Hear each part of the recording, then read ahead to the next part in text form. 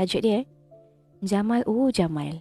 Nama aku Dahlia. Hari ni aku nak cerita tentang kisah hidup aku supaya perkara ni jadi pengajaran untuk orang lain. Aku nak ringkaskan je. Aku kahwin dengan Jamal dah hampir 8 tahun. Dan ada sepasang anak. Yang sulung lelaki 7 tahun dan kedua perempuan 5 tahun. Jamal ni cinta pandang pertama. Dan kami tak ambil masa yang lama pun bercinta, terus dia ajak aku kahwin. Waktu tu umur dia 25 dan aku 29 tahun. Ya.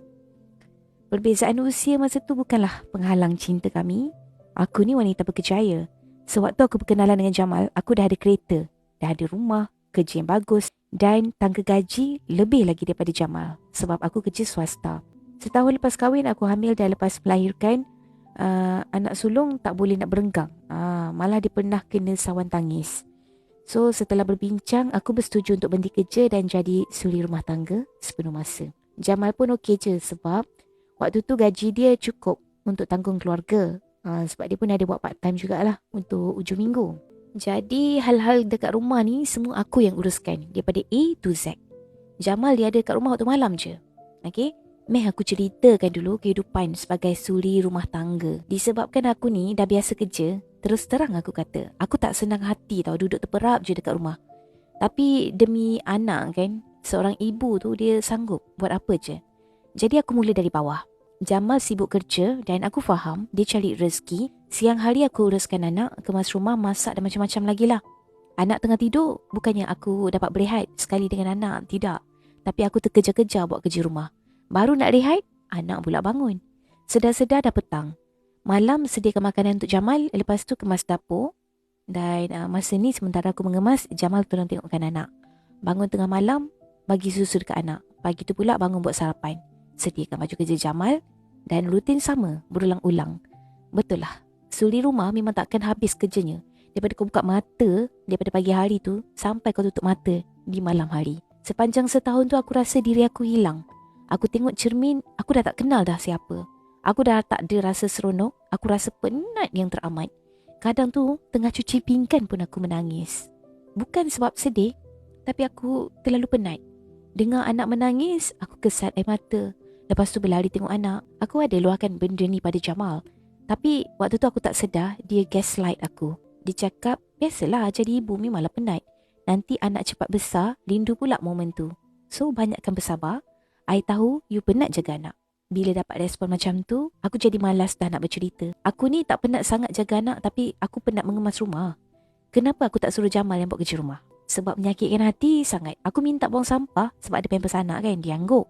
Aku bangun pagi tu tengok sampah tu masih lagi ada dekat situ dan akibatnya satu dapur berbau. Bila aku bising, dia cuma jadi pepatung. Kita ni bila lama-lama bising, kita pun jadi penat dan sakit hati. Daripada sakit hati, baik aku buat sendiri. Penat pun tak apalah, janji hati ni tak sakit. Even aku buat jadual kemas pun, haram. Tak diikutnya. Balik kerja macam main hidup. Jari pun dia tak boleh nak angkat dengan alasan dia dah penat dah cari rezeki. Habis tu, aku ni goyang kaki ke dekat rumah. Lepas dapat anak kedua, aku dah dapat adapt dah diri aku sebagai suri rumah. Apa yang aku buat? Kalau aku malas, aku tinggal je kerja rumah. Kecuali bahagian dapur dan tempat ruang anak-anak aku bermain. Baju, aku biarkan je. Seminggu tak cuci. 2 minggu tak lipat kain. Dan aku hanya buat kerja bila aku ada masa. Lagipun masa tu, anak kedua pun masih kecil lagi. Mainan anak aku biarkan je bersepah kat ruang tamu. Setahun jugalah keadaan macam ni. Sampailah akhirnya Jamal meletup. Dia kata dia tak suka tengok rumah bersepah. Dia kata dia sampai kena kais baju lepas mandi. Mainan anak-anak berterabur dan dia nak aku ajar anak sulung aku kemas sendiri mainan. Dia suruh aku settlekan kerja rumah sebelum dia balik kerja. Dia kata dia penat balik kerja tengok keadaan rumah menjadikan dia lagi penat. Semua tanggungjawab tu dia hempas atas aku seorang.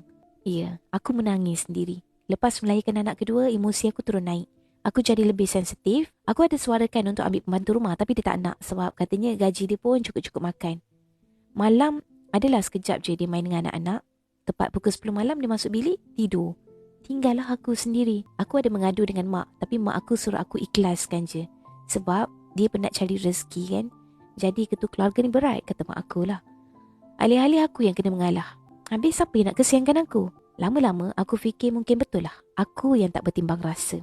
Aku patut tolak ansur. After all, perkahwinan tu kan about give and take kan.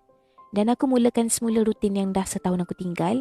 Kali ni lagi huru-hara sebab dah ada 2 orang anak. Jamal ni nampak macam keras je dengan aku kan. Dia memang tak pandai bermanis mulut. Jenis nak bercakap pun straight je. Tapi dia selalu beli hadiah dekat aku. Dia ingat setiap kali hari jadi aku, hari jadi anak-anak, ulang tahun perkahwinan, semua kami sambut. Kalau raya memang tiap tahun akan balik kampung aku dulu. Allowance aku setiap bulan mesti ada tanpa culas. Mungkin sebab itulah aku tak boleh nak benci dia sangat. Bagi aku setiap lelaki tu berbeza. Mungkin dia kurang dekat situ tapi dia lebih dekat tempat lain kan. Itulah apa yang aku percaya dan pegang untuk terus bertahan dengan rumah tangga aku. Tahun ke-6 perkahwinan, segalanya terbongkar. Tak payah teka lah, semua boleh tahu kan. Ya, Jamal curang dengan aku. Macam mana aku tahu? Aku angkat phone. Laki ada call masa dia tengah mandi. Dia tulis nama perempuan tu, Bos Amma. Oh, bukan Amai sebenarnya tapi Amoy yang call. First word yang aku dengar, sayang, lambat lagi ke nak sampai. Aku menggigil tangan waktu tu, antara nak menangis ataupun nak marah. Tapi lebih pada nak marah lah sebenarnya. Dan panggilan tu aku matikan. Phone dia aku buka. Oh, rupanya dia bermadu kasih dengan Bos Ammar. Aku tak pernah check phone dia selama ni atas dasar menjaga privasi. Jamal keluar je bilik air. Secara spontannya, aku campak telefon tu betul-betul terkena atas muka dia. Sebab dekat je jarak katil dengan bilik air. Dia marah. Tapi dia fikir marah dia je. Habis marah aku ni macam mana?